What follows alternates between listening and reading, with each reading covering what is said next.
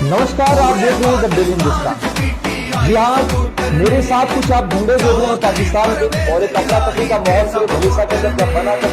ये मालूम चला कि मलेशिया के बुरेखड़ा इलाके में जो है वहाँ पर पाकिस्तान के कुछ पॉलिटिकल झंडे जो है दिखाई। एक पेड़ पर काफी देर तक सस्पेंड करा रहा, को जानने की कोशिश की कि मैं आपको बता दूं कि कर सकता नहीं कि झंडे जरूर पाकिस्तानी हैं। और मैं हम आपको बताना चाहूंगा न सिर्फ झंडे बल्कि यहाँ पर जो बैलून आप देख रहे हैं जिस पर चांद आपको दिखाई दे रहा होगा, ये बैलून भी पाकिस्तानी है। और कल 8 तारीख थी और 8 तारीख को पाकिस्तान के अंदर पाकिस्तान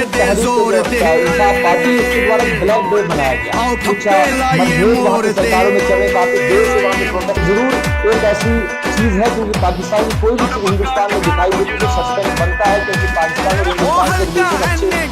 है। और टेररिज्म का जो माहौल है वो भी लगातार काफी देर से देखने को मिल रहा है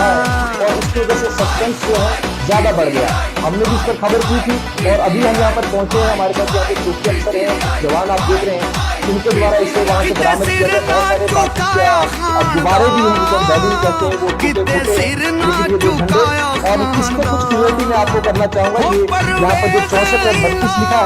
ये पाकिस्तान तहरीक इंसाफ पार्टी जो है और कुछ असेंबली सेगमेंट उनके नाम है, इंटरनेट पर भी आप सर्च करेंगे तो ये नेशनल असेंबली 64 और ये पाकिस्तान पार्टी पंजाब के अंदर एक सेगमेंट है 32, इनके असेंबली सेगमेंट है पाकिस्तान और वो इसके ऊपर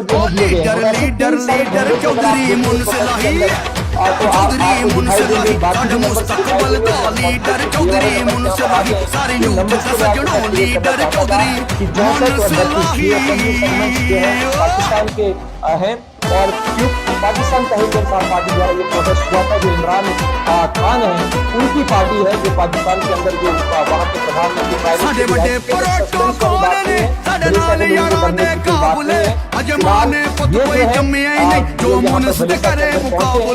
सस्पेंस जरूर है, लेकिन डरने वाली बात इसमें कोई नहीं है क्योंकि ये ऐसा बहुत बार देखा गया है कि जो बैलून है